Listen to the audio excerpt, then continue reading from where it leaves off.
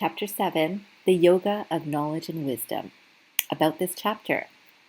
As we begin this chapter, remember that Arjuna was originally confused about his role on the battlefield he was entering. He wondered if it was worth killing his own people to gain the ruling of the land. He was reminded by Krishna first about who he is in the first 6 chapters. Now Krishna lets Arjuna know that he and all others around him have never been absent in the past, nor will anyone ever be absent in the future. All are eternal beings. The eternal energy is not limited to causation, time, and space for each person. He reminds Arjuna of the limited perception he is using to see himself and others. This is because of man's usual perspective of identifying himself from body, mind, and intellectual perception. From the higher perspective, the physical body is seen as perishable, the mind is changeable, and the intellect's knowledge is modifiable. Eternal energy is all-pervading and endless. Krishna has then explained the intellectual clarity and mental purity that allows the meditation which allows for union with the truth of the true higher self. From that perspective, the oneness of all is clear. The absolute non-dual nature includes all as self, and variety, plurality, or duality is seen as temporary and relative. The highest nature is whole, complete, and homogeneous. There are 5 qualities to anything in this world. It is, it knows, it is desirable or lovable or enjoyable.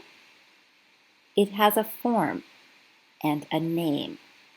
The first 3 are the higher nature of the divine or Brahman or pure consciousness or God.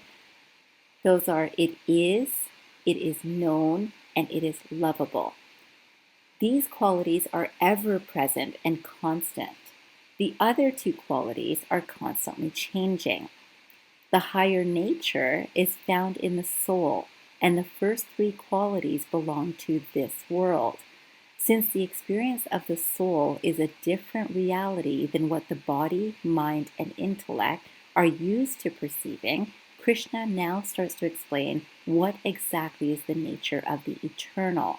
So Arjuna begins learning that, or tat, from tattvam asi, is all about.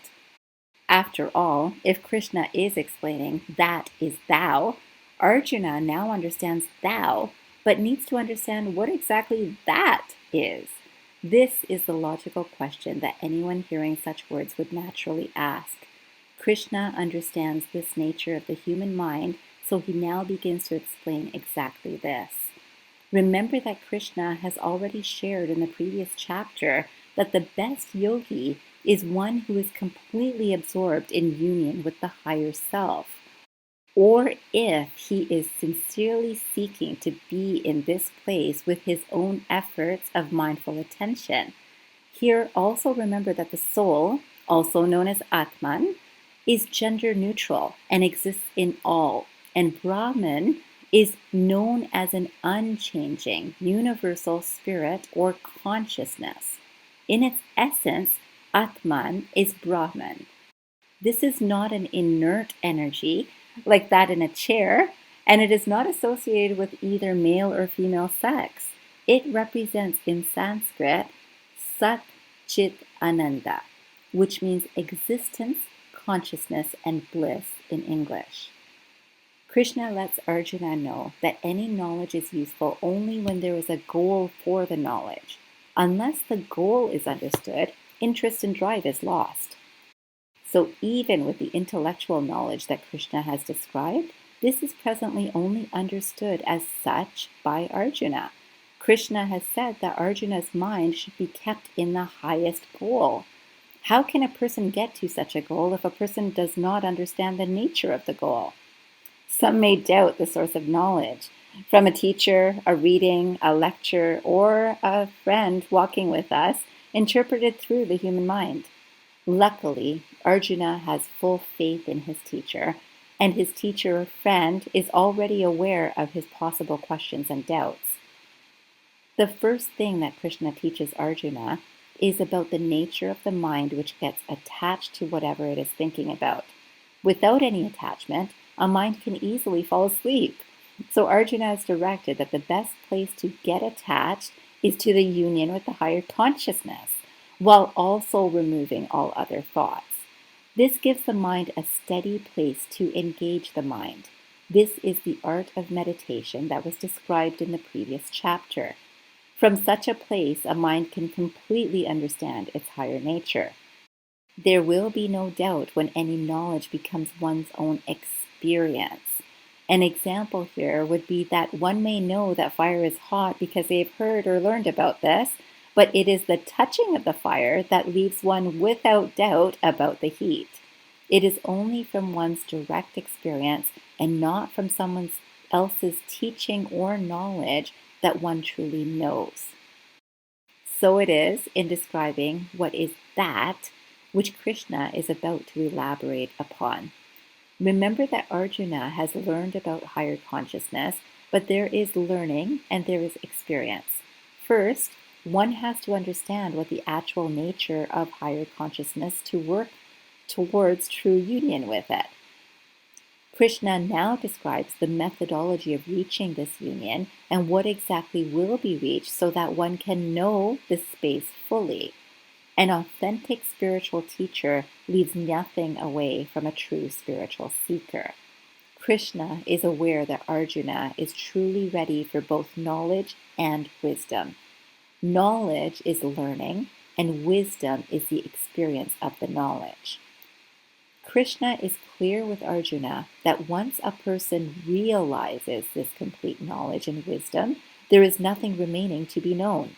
This allows one's learning to be full and complete. This leaves no room for emptiness or incompleteness. Krishna tells Arjuna that he is going to teach a knowledge and make sure that Arjuna experiences this truth as well. Remember that he, Krishna, knows that Arjuna's mind is ready for such knowledge and wisdom. Krishna is going to teach Arjuna how to know the higher self as one's own being. This knowledge is not to be experienced vicariously as Krishna is the embodiment of this truth. It is learning about this truth as Krishna knows it, and then experiencing the wisdom that is the truth of oneself. For those that do not know this, the experience is far to reach. For those that know the experience, they know it is quite close and personal. It's good to remember that there are 4 types of knowers. 1 is the person that doesn't know what they don't know and don't care to know. 2, the person that knows they don't know something but are curious or wanting to learn or know. 3, the person that feels they already know.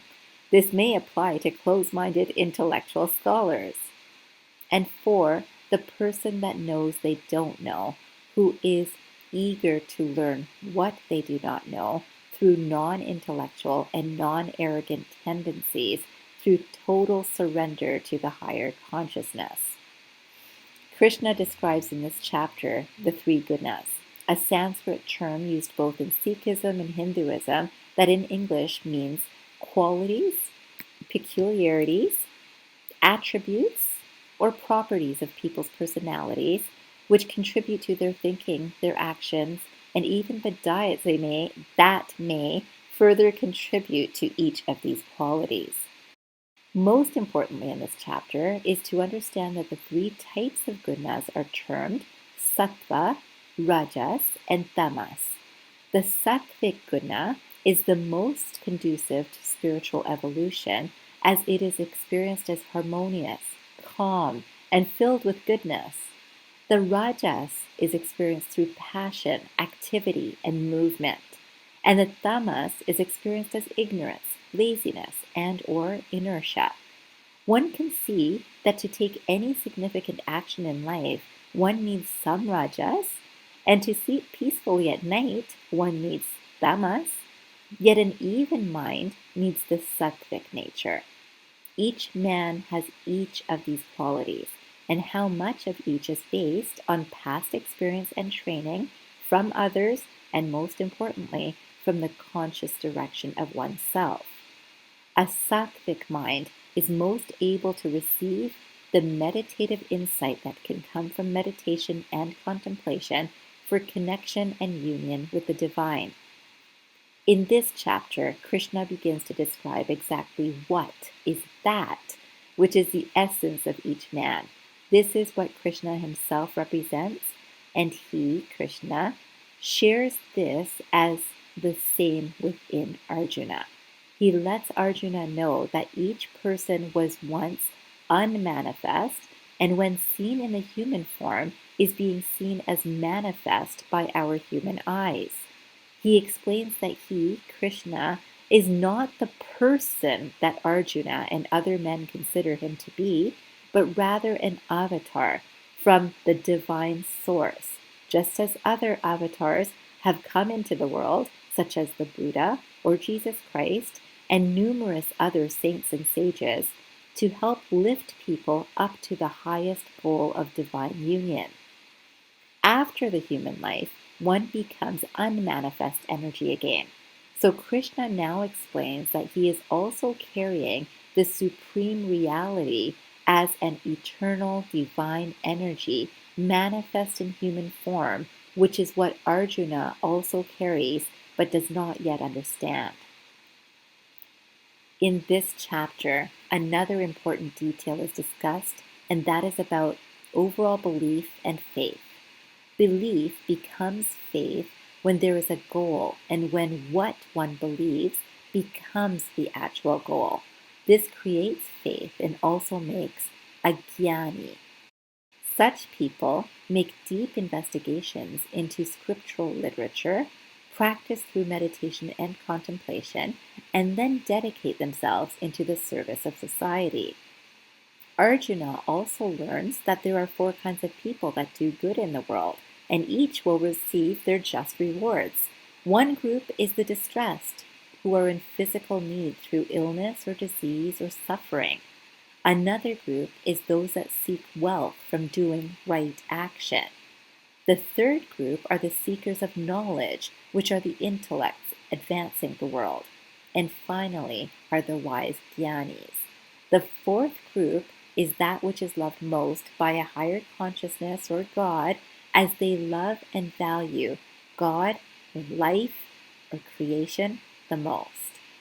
Of course, Arjuna is shocked as to why anyone would live from a limited space of any place but the fourth group of jnanis, which is loved most by the Supreme, if each person carries divine or supreme energies with them.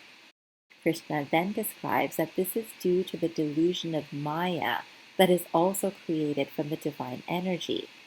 He explains that although each person has the ability to see such a truth, not each person or mind or intellect is ready to do so. Think of the image of 5 blind men describing an elephant, where one touching the leg thinks it's a tree, another touching the tail thinks it's a rope, etc.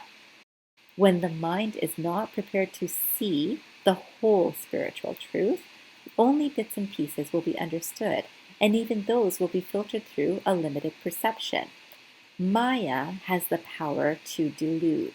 Like a magician who pulls a rabbit out of a hat, the person who is surprised by this trick knows that either he or she is not seeing something correctly now, like the rabbit suddenly appearing, or that they surely missed something that they did not see clearly before. The rabbit was always there. Krishna in this chapter is explaining the trick of Maya to Arjuna. Krishna explains to Arjuna that he, Krishna, is sharing this spiritual truth of his true nature with him, yet this is not available to be seen by every person, as each is experiencing their life through their own Maya. In this chapter of the Gita, like in the Upanishad scriptures, to the person who chooses union with Atman, pure consciousness, exclusively, the truth reveals itself. In general, most people are lost in Maya. and those who do not even think about pure consciousness or God will never know it. It takes the finest intellect to see this. To understand the almost incomprehensible Maya takes the same fine-tuned intellect to actually comprehend. This is what allows one to understand the real from the apparent, and without this discernment, often creates repeated life experiences. Krishna mentions in this chapter that this is why people do not understand him, Krishna, in his higher nature, as his real nature is incomparable and unsurpassable. To the extent that man is ignorant or unaware of the higher truth, is the extent to which he will be deluded by Maya. Most people get so lost in the body, mind, and intellect's desires and identification with matter that they do not take the time to understand their own higher natures. Many are satisfied with not knowing. Some choose to look deeper. When people are drunken by the spell of Maya, it is suggested best to show pity or compassion for them, as they are unable to see clearly how they have been overtaken by its power, and it is powerful. This chapter reminds Arjuna of the clear direction he can see from if he chooses to do so. The understanding of the knowledge of the nature of dualities which a person has no personal control over, such as birth and death, day and night, winter and summer, aging, how others behave or act, including one's own children or family, teaches that there is no benefit to focusing one's energy on such things. What is unpredictable or unavoidable should not be suffered because of one's likes or dislikes. For example, one can dislike death, but it is a fact that each person will one day experience this, and no one knows exactly when this will happen. Krishna encourages the wise man to detach from such dualistic thinking due to the likes or dislikes with him since birth, from vasanas and karma developed over lifetimes. Such concerns are seen as unintelligent attachments to impermanent things. Looking deeper, one can understand man's nature as the lower self. Attachment to short-term gains for the lower self also leads to unspeakable suffering of each person's own doing, which is often easily blamed on others. This is because of man's own perspective, which is not seen clearly. Thinking permanence can be experienced from impermanent experiences. This precludes the understanding of one's own self and the deeper self in others too. The push from Krishna is to clear one's own vision to see the higher self clearly. Krishna also makes clear in this chapter that whatever good action that is done from one's personal belief and faith will achieve the desired results either in this life or after this life. So whichever God one is faithful towards, whether it is one that is religiously defined in any or no form, or whether it's a personal worship of something like money or success, it can or will be attained. And out of so many people in the world, there are but only a few that desire most a yoga with divine nature. Those that do are protected in this life and beyond through the grace of the Lord of all. From this information, we can see how open-minded these ancient scriptures truly were. Accepting good action through faith in any and all forms and styles of worship, any religion, any personal perspective, from any person to reach one's personal fulfillment of desires to be experienced in this world or the next, and carried by each person through lifetimes of their own karma and vasanas. This means that if a person is practicing any faith with the hopes of reaching a goal, including reaching heaven, this is possible. What the mind focuses on is important. So if a man considers the heavenly realm as a place he can eat to his heart's desire and works through right action to get there, he may experience this in the earthly realm and or in heaven. Another may have the goal of loving or exciting relationships, and they will reach this goal. Same for the desire for money, and those who desire union with the pure and divine energies will most easily achieve union with the divine. This open-minded and loving perspective pushes each person to work towards their own deepest desires. The goal of a union with God or higher consciousness seeks also to work with others in a spirit of love and unity through right understanding leading to right action. Clearly, a divine perspective to work from. This is the knowledge and the wisdom shared with Arjuna in this chapter. Chapter 7 for the Healthcare Guru. From this chapter, those working in healthcare can think about the space from which they perform their work. One very important aspect would be to consider one's own temperament or personal behavioral attributes. We can reflect on whether we work from a sattvic, a rajasic, or a tamasic perspective. Remember that rajas leads to passion, drive, and motivated actions. Tamas leads to lethargic or lazy actions, and sattva leads to harmonious, pleasant, and calm. Anyone who has started a business knows that some rajas energy is needed to begin something. And others joining a current practice or who have filled their practice with other practitioners may experience or enjoy a more tamas energy. People working in hospitals or care settings owned by others can easily be forced to be rajas to keep up with the demands of an employer, although if it's one's predominant nature anyway, one may push themselves to also work from a rushed, hurried, or demanding perspective. A person who has been helped to get a job or set up a business may lean towards a tamasic perspective that may be part of their most natural perspective too. And finally, the sattvic perspective can work through a calm and even-tempered mind most of the time to help others, the real work, from a pleasant and harmonious manner.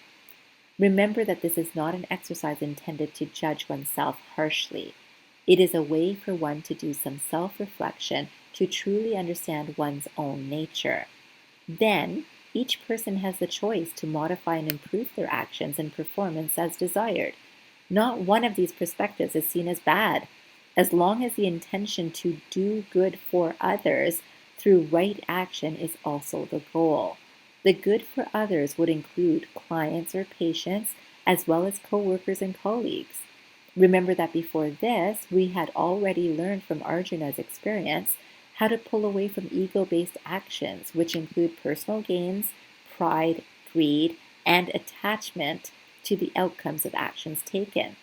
So this chapter only reminds the healthcare practitioner to take time to understand one's own behavior a little better.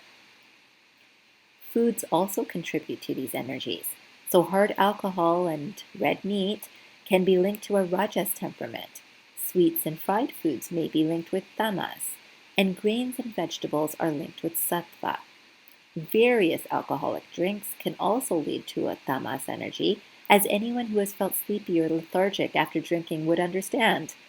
Eating or drinking more of any of these foods will either be due to a craving for such foods, which is linked to one's inherent nature, or a conscious decision to build such an energy in the body.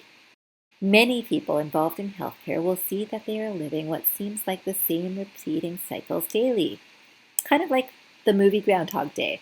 The same concerns with patients, the same interactions with loved ones, the same frustrations with coworkers, and likely the same thoughts in one's own mind.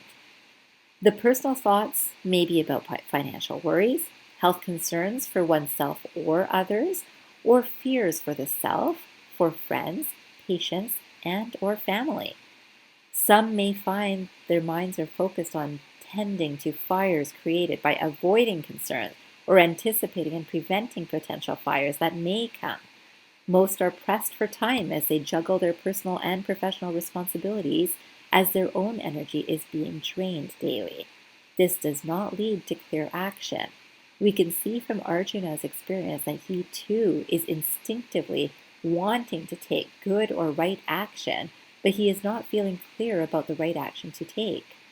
He is in an emergency situation, so his training is happening very efficiently. Most of us who are working in healthcare are not in an emergency situation and suddenly realize we are repetitively acting in our daily lives from a perspective that gets the job done, but often with various concerns filling the backgrounds of our minds. And many of us feel we are doing good for our families and our clients and even ourselves until a day or moment arrives when we may question everything. This is the same situation that Arjuna is in. Now remember that in the previous chapter, we had just covered the idea of meditation, the stilling of the mind for receiving guidance from a higher perspective without our own mind's input. Are you taking the time to truly hear the messages that arrive through such stillness? Now let's look at the idea of faith. What do we have faith in? Our abilities? Abilities can change with an injury to ourselves, a disease, or a loss of some sort in our own lives at any time. Maybe it's in our savings that we build up over time but are too busy to truly enjoy, and yet cost of living rises too, which any financially astute practitioner is aware of.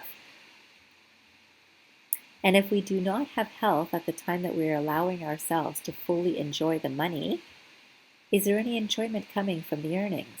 Perhaps we have faith in our partners or children, and we all know that partners can leave, and so do children eventually. All of these such attachments are clearly too impermanent and changeable experiences. Some people have faith in the divine through religion or through spirituality in general.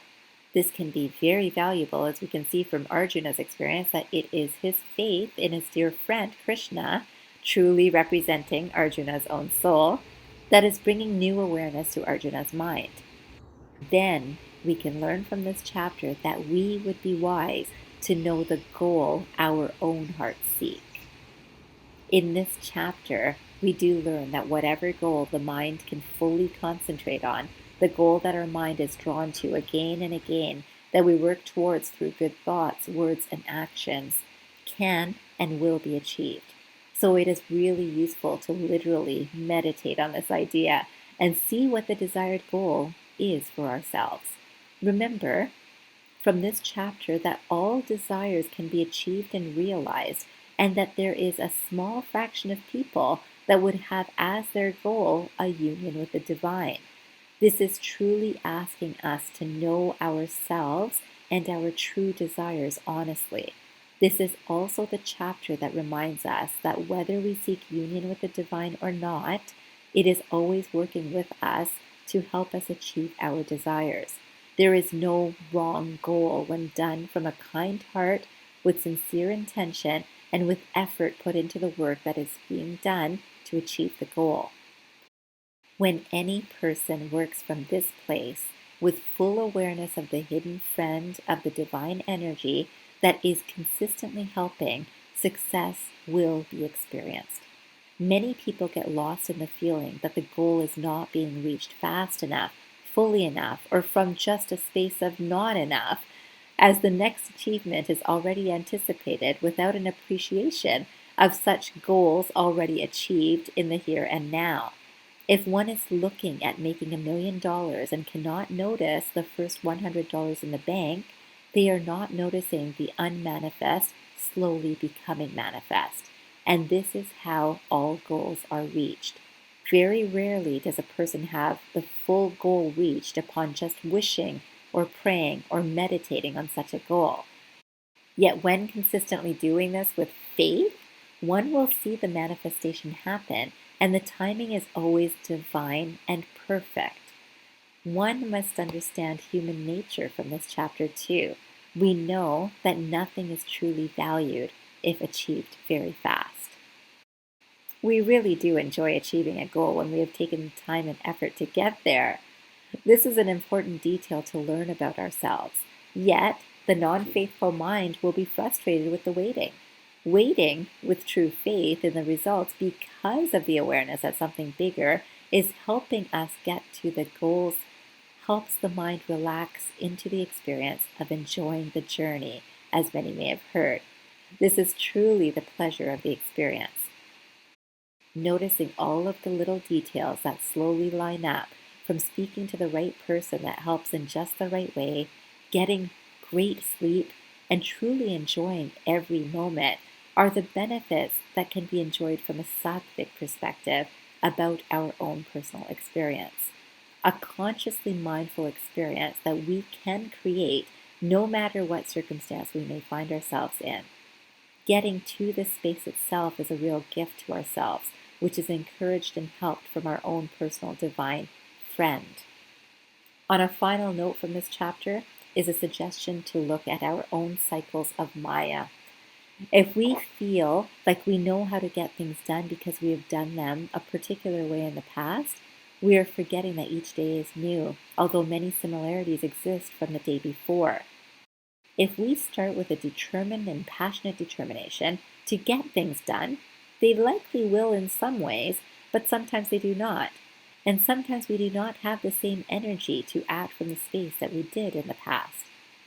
If we are lazy or dejected one day and loads of people helped us and lifted us to where we wanted to get to, there will come a day that they will not be there, even if we are very lucky and things just seem to come easily to us without much action from us. This will likely not happen forever. The sattvic mind can remember that everything can and does change, and that it takes our active participation and our even minds to know that goals take time.